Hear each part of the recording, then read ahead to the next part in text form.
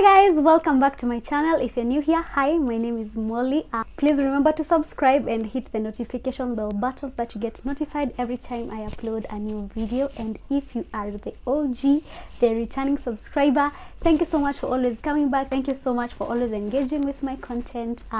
Remember to like this video. It is free of charge. It helps me a lot, guys. So remember to like this video and remember to subscribe if you have not. So yeah, engage with me down in the comment section below and I'll appreciate sana. So let's get straight into today's video.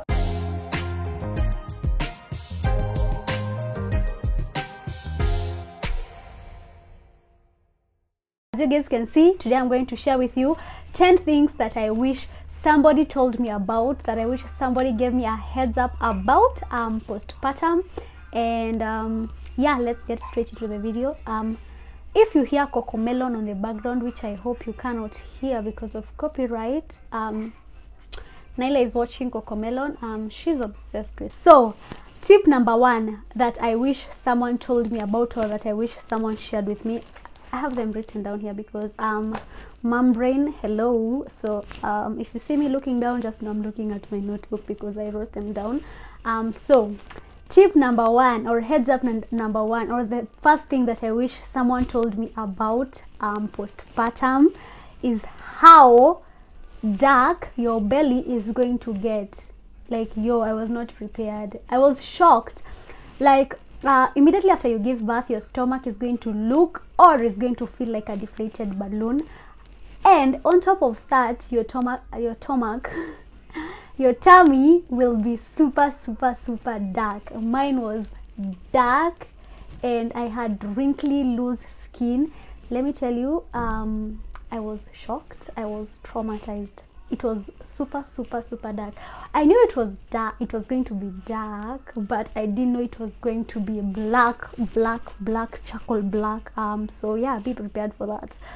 It's going to be super dark, but the good thing is the pigmentation fades with time.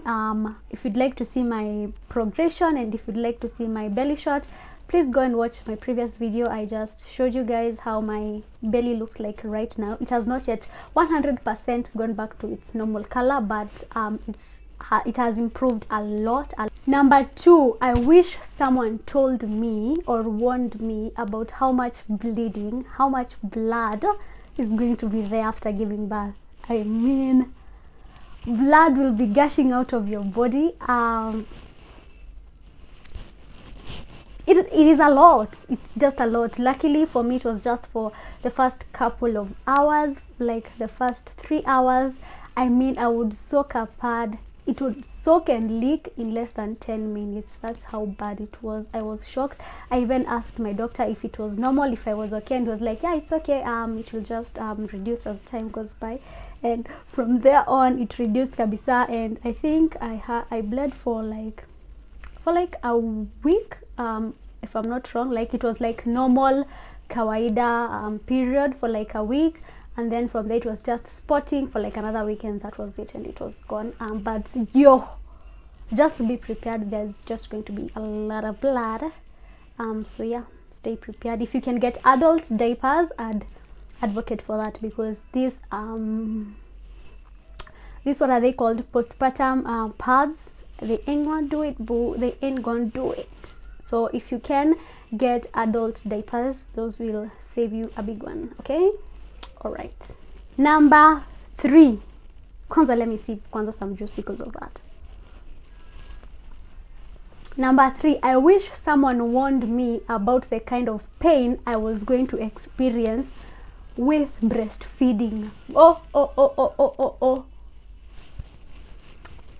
Let me tell you, my nipples were cracked. They were bleeding.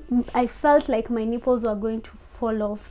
And that is because of bad latching, because you are new to breastfeeding, so is your baby new to feeding. So if the latch is not proper, then breastfeeding is going to be horrific. It's going to be painful. I mean, I would balance tears every time I needed to feed my baby. It was so painful. I was not prepared. So get you some nipple cream and the hospital that you're going to, make sure that there's a lactation nurse so that you can talk to them and they can advise you on how to latch on your baby properly. We tried that, but still she wasn't latching well. It took a couple of days, like 3-4 days, for her to latch properly. But let me tell you, those 4 days I suffered a proper one. I used to dread every time I needed to breastfeed my baby. So get you some nipple cream. Do a lot of research on breastfeeding. If you're planning to do that, do a lot of research.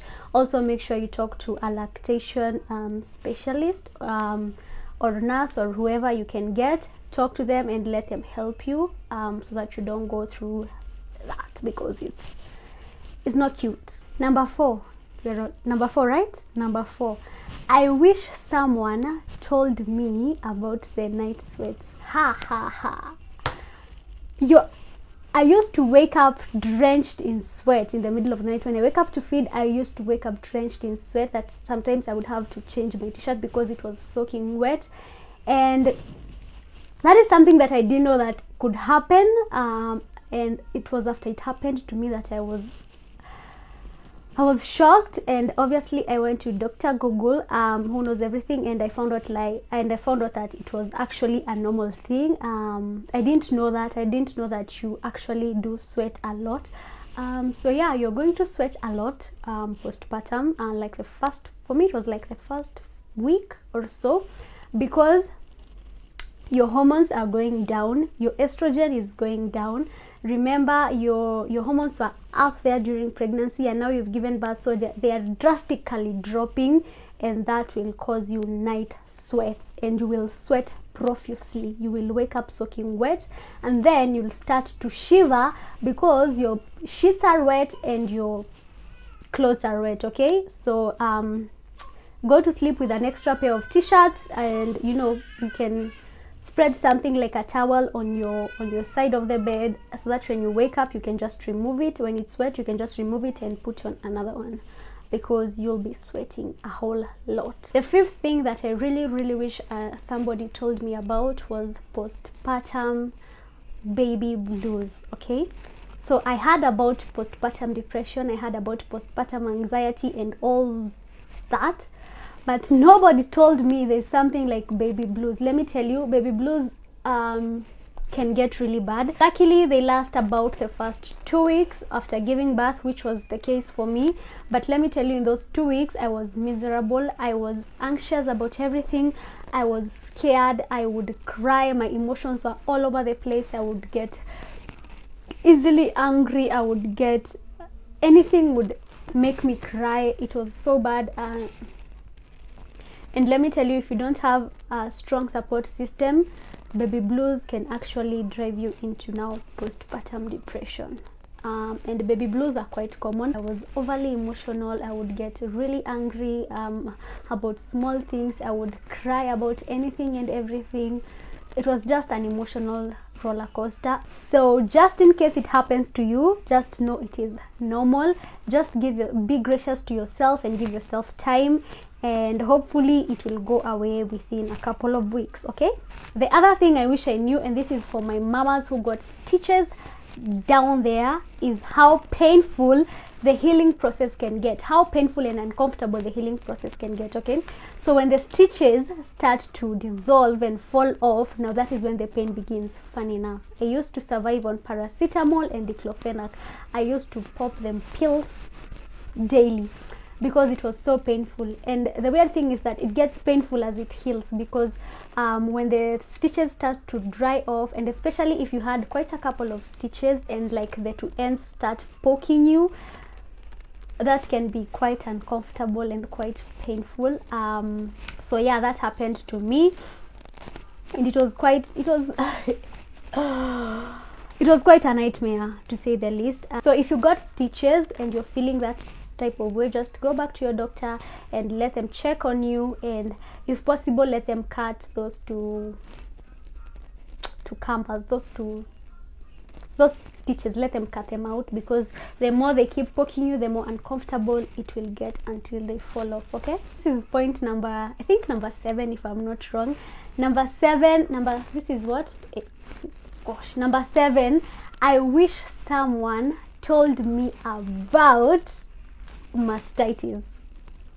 Friends,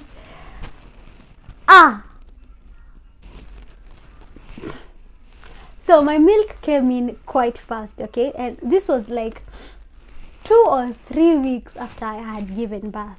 So I had a lot of milk, and from time to time my breast would get engorged. So to myself, I'm thinking, Molly, it's too early to start pumping. You can start pumping right now. So wait until like a month so that you can start pumping. And from time to time my breasts would get engorged from the milk. And so this one time I went to bed, and my left boob was so full. It was so hard, but I said that is the side that I'm going to breastfeed Nyla when she woke up.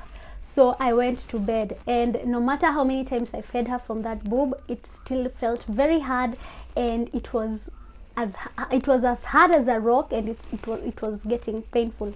So the entire night it was really, really painful. And this is the time when Kenya was experiencing, was it the third wave or second wave of COVID? Yeah. So when I woke up in the morning, let me tell you,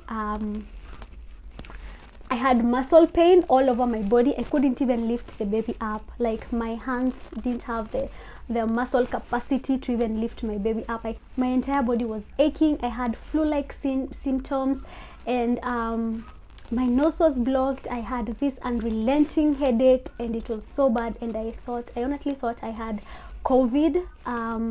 I remember that day I took on my mask. I wore my mask. I was sanitizing every 5 seconds. I had my mask on the entire day because I was a new mom and I still had to breastfeed. I was so scared.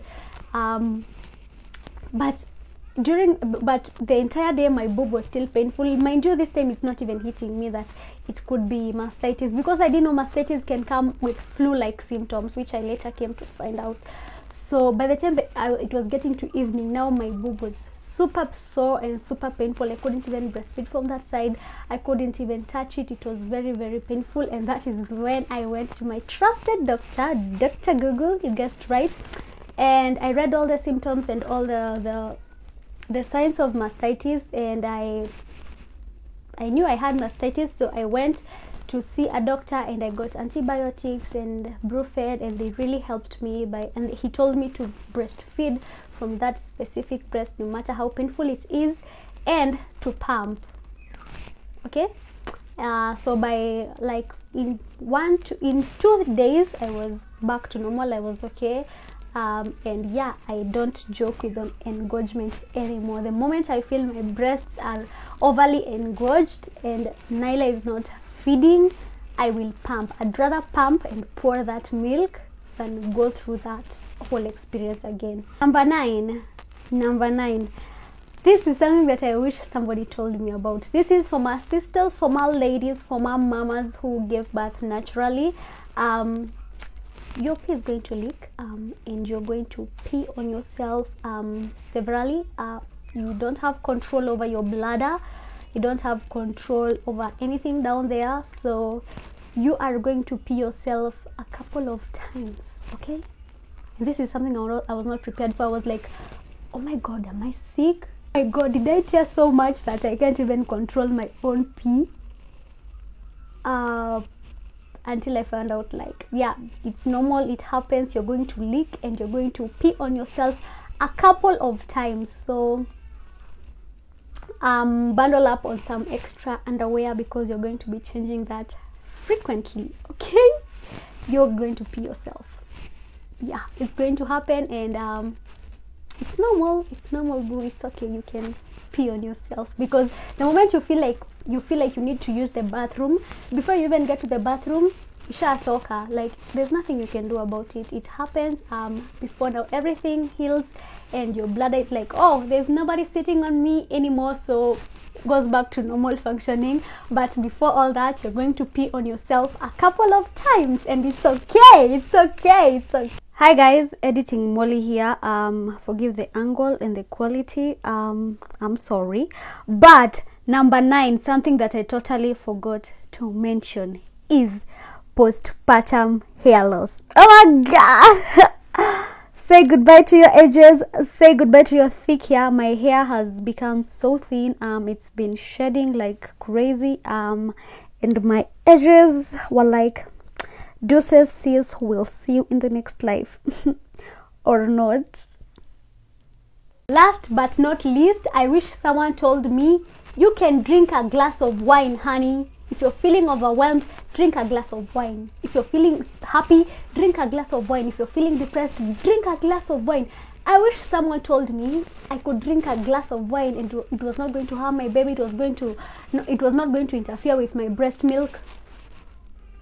I mean, but now I know. Though I'm not drinking wine right now, though it is what I wish was in my glass right now, you can drink a glass of wine and it's fine. You can still drink a glass of wine and breastfeed, okay? Drink responsibly. Drinking is not for persons under the age of 18, okay?